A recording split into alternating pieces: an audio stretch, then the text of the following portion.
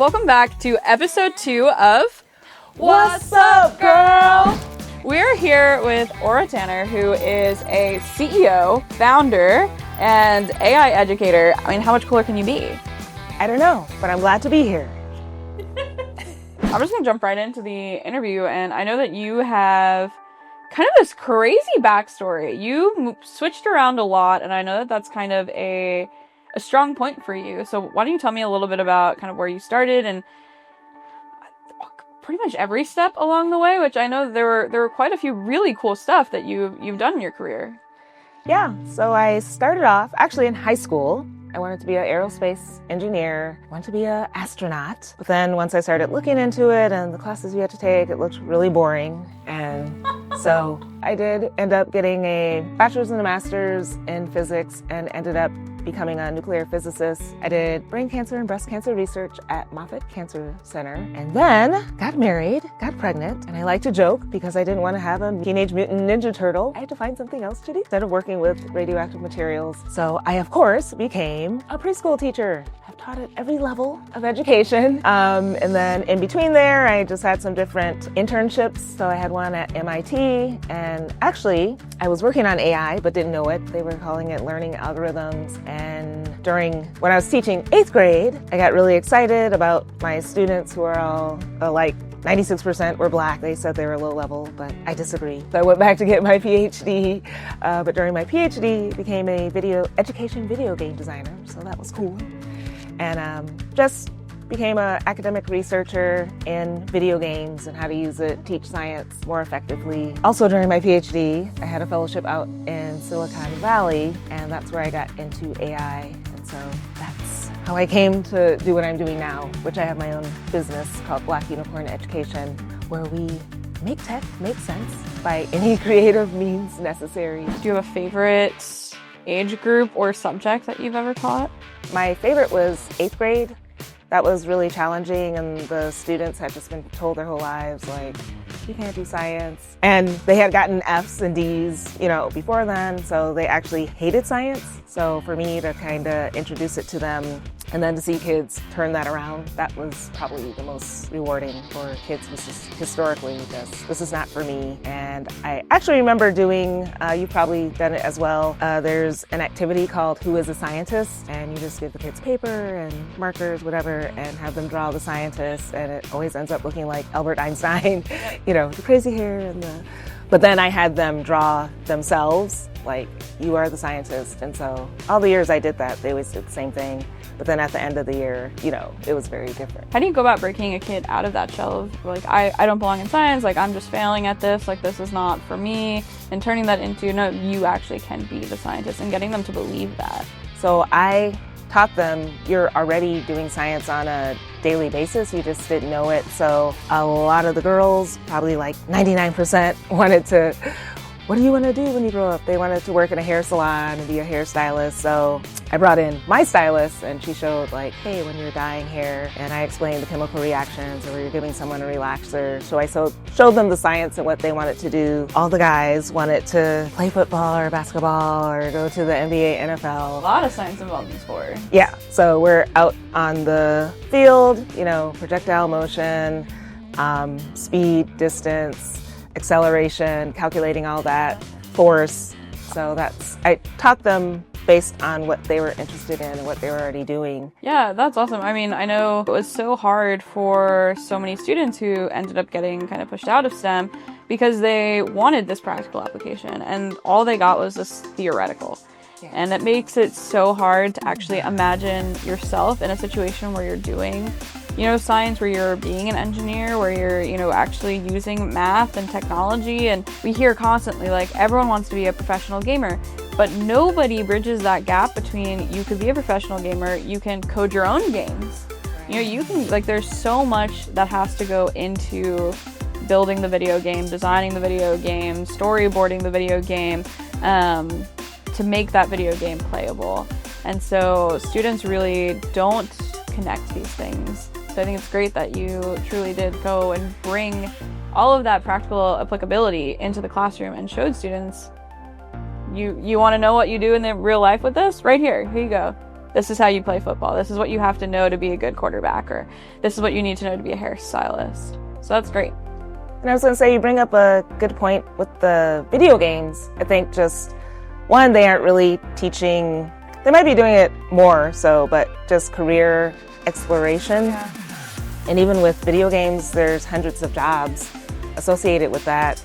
And even though I love science and I was a scientist, I don't think everyone needs to be in STEM. But with the video games, there are some kids who are really into art. So you could create the characters, kids who are writing, could do the story arts, but just showing them all the options that are still STEM related. Like, I don't ask kids, what do you want to do when you grow up? I ask them, what problem do you want to solve? Then that way it makes it less intimidating. Oh, if you want to solve this problem, then you have to learn this math, this science, whatever. So I always use the problems. Yeah, and it's something that they already have a passion, excitement, and curiosity for. So I want to dig into your founder story, because you know, we've kind of talked, you know, full career here from start to where we are now, and you went from education into being your own boss, and then taking some of that education background and applying it to this new organization and these new programs that you're running. Right. Yeah. Yeah. I had helped co-found, before my business, I helped co-found a nonprofit that was teaching AI, and we were focused on high school students. I stepped away because we started kind of mission drifting, and kind of like you saying, I like working at the intersection of all of what I do. So science, technology, education, research, and design. And so that's how I came up with Black Unicorn. But it's like, I'm not a business person. I've never ran a business. Like, how do you even do this? And I became a part of this program. It's kind of like a launchpad program called Equity and Entrepreneurship. And so they helped me with that. And then I just kept building from there, and I'm still learning till today. But I'm proud because in December I got a Tampa Bay Inno Award from Tampa Bay Business Journal. Yeah, for innovation in impacting the tech ecosystem. Absolutely. In Tampa. Congrats on that. So can you maybe walk me through what your programming actually kind of looks like? I partner with community-based organizations, so any group that's already within like a neighborhood, and it's just like, how can we introduce it? Because basically everyone's scared. Yeah. They think, oh, AI is going to kill us, you know, like the Will Smith movie. So there's just a lot of fear in the community. So that let me know, okay, I have to come up with programming that makes it fun and approachable. So I got grant funding, and so my project was called Gen AI for All Generations. So I didn't want just the students to learn it. A lot of them are being, you know, raised by, you know, their moms, their grandmas, things like that.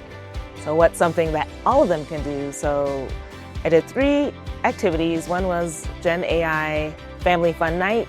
Okay. So it literally was like a miniature Mosey or a state fair inside of their community center. So had all these booths set up, and they could go and, you know, hey, go over here and make a logo. I did like a miniature just talk on the front end so they understand what exactly AI is conceptually. It's not alive, it's not sentient, and then just let them go. So one of the cutest things was like a mom, and she had like 3 little kids. The kids must have liked different things like Barbie and Army Men or whatever, and it was like this anime song, and so they're sitting there, you know, like, oh my gosh. So they're like dancing, and then other people can make a logo, you can make a website, you can do research. So it's just all these different AI tools, and then they can understand, you know, image generators, things like that. So it was a huge hit, and then they learn as they're solving a problem. So we are only on episode 2 of this new series, but we don't have a theme song, and I feel like every good series needs a theme song. Is that something that you think you can help me out with? Yes, there's an AI for that. We're here to make a brand new anthem for Reinvented and the show What's Up, Girl? Awesome. We're going to use this tool called Suno. We're going to start off making our own lyrics. Okay. So we want to say, write a theme song for What's Up, Girl? Them. YouTube girls in STEM? Now we have to enter the style of music that we want. Right. Okay. So we definitely want it to be upbeat. I think a female singer would be great. Anthem for sure. I don't know, maybe like just pop? Okay. I'm gonna put girl power. Yes. And what it's gonna do is it's going to do 2 different versions. We'll see, hopefully. This is song number 1. Let's check it out.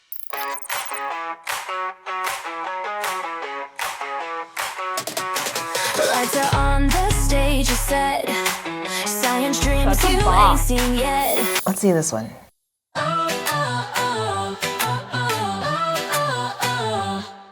Lights are on the stage, you said.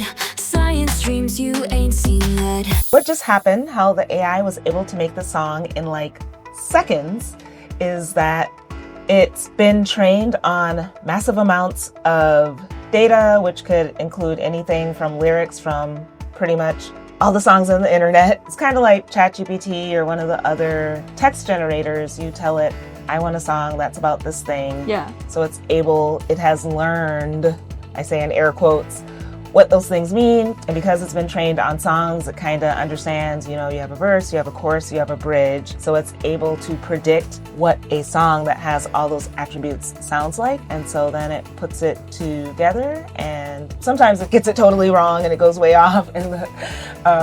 But in general, it comes pretty close based on what it's learned. And so I like to say AI is kind of code that learns. I was at a workshop probably 2 weeks ago, and it said software that learns by emulating humans. Okay. So yeah, so that's all it's doing.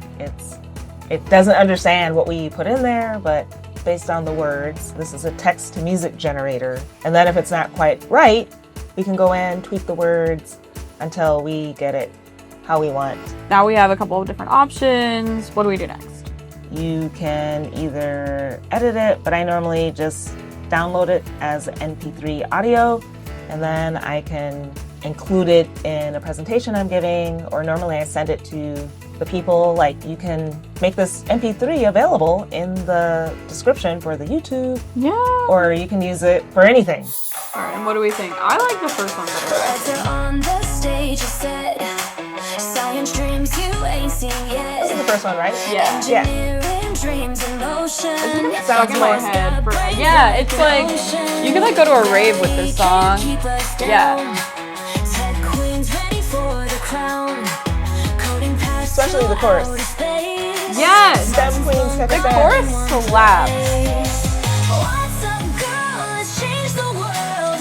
Raise our voices, let's be heard. Innovation in our hands.